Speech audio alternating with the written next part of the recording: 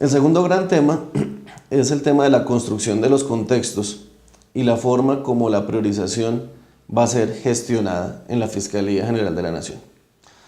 En cuanto al tema de los contextos, ustedes saben, ya se han producido unos avances en Justicia y Paz. En Justicia y Paz se han venido construyendo diversos contextos por bloques paramilitares.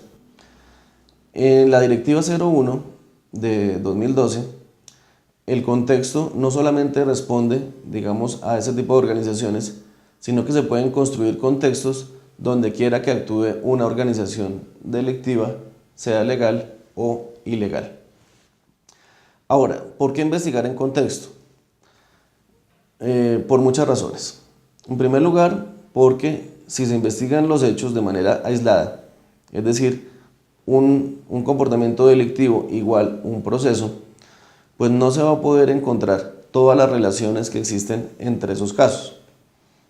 Realmente lo que está detrás de todos esos casos es una organización.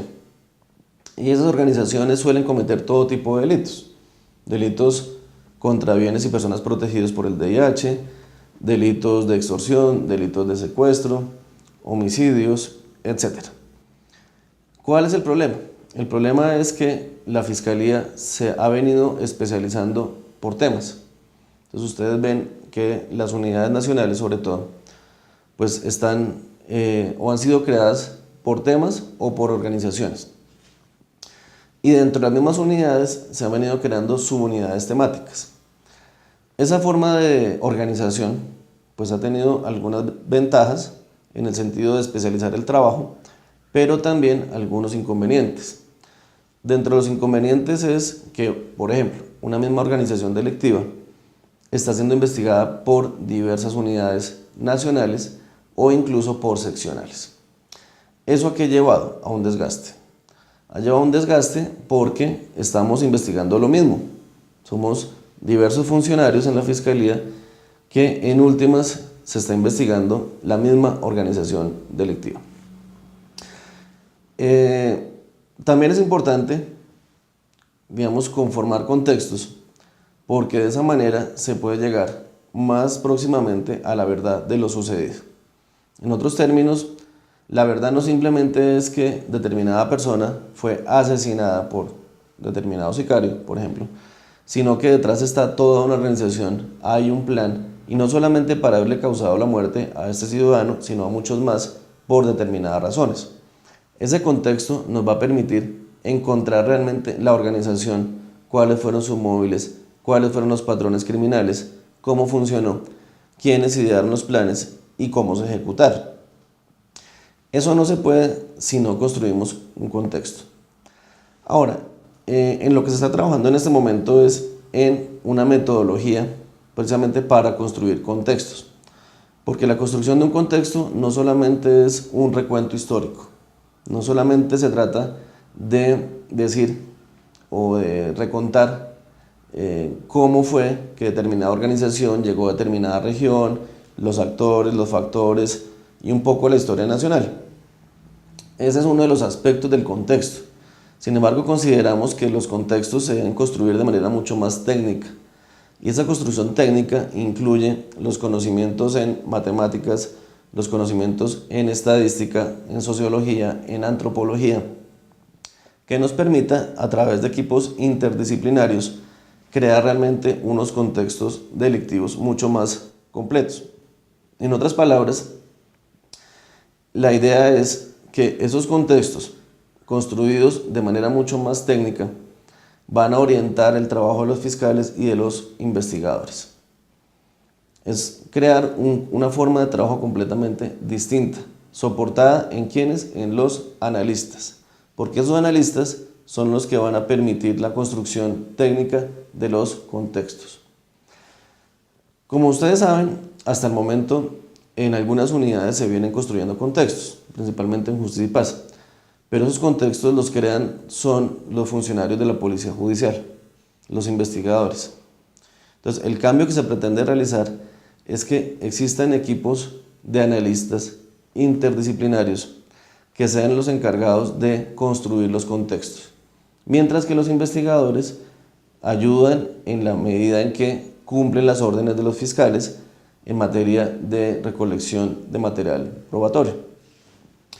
Por eso es importante entonces crear contextos, pero hacerlo de una forma distinta a como se viene haciendo. Otro punto importante es que cuando se discutieron los criterios de priorización, una de las mayores preocupaciones consistió en saber cómo se iban a gestionar. Porque el tema no solamente era adoptar unos criterios de priorización, sino en la práctica cómo se iban a aplicar y cómo se iba a controlar que esos criterios fuesen debidamente implementados. Ese es un gran reto. Ese es un gran reto y por eso es que se han creado diferentes estructuras en la Fiscalía.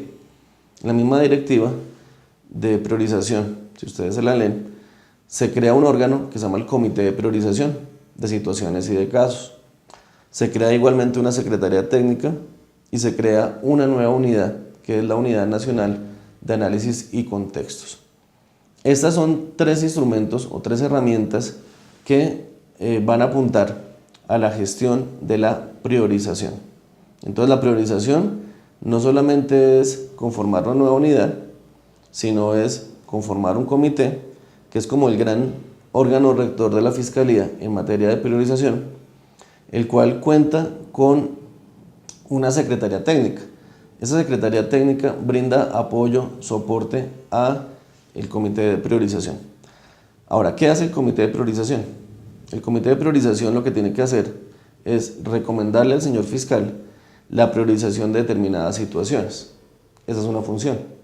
Pero otra función es realizar o analizar mejor los diagnósticos que cada una de las unidades nacionales y las seccionales tienen que adelantar. Y esos diagnósticos a lo que tienen que apuntar es a identificar los patrones macrocriminales. Y esa identificación nos va a permitir, por ejemplo, acumular investigaciones, darnos cuenta que una misma organización está siendo investigada en diversas unidades o por las seccionales. Y esa acumulación de esos procesos y el fortalecimiento de esas investigaciones esperamos pues lleve a un esclarecimiento de los hechos. Igualmente el comité de priorización tiene como función el tema de la gestión de la información, es decir, de la unificación de las bases de datos, que es otro problema. O sea, no se puede realizar una priorización sin análisis criminal y el análisis criminal se soporta sobre la información. Entonces todo está, digamos, articulado de esa manera. Y en cuanto a esta nueva unidad, la Unidad Nacional de Análisis y Contextos, pues es una unidad un poco distinta a las unidades nacionales tradicionales. ¿Por qué? Porque tiene un gran equipo de analistas interdisciplinarios y un equipo de fiscales e investigadores. Entonces la idea es que cuando determinada situación sea priorizada, pues se crea un equipo, o se tiene que crear un equipo de trabajo integrado por determinados fiscales, investigadores y analistas. Es decir, es un modelo de gestión distinto, donde los analistas van a tener un papel protagónico.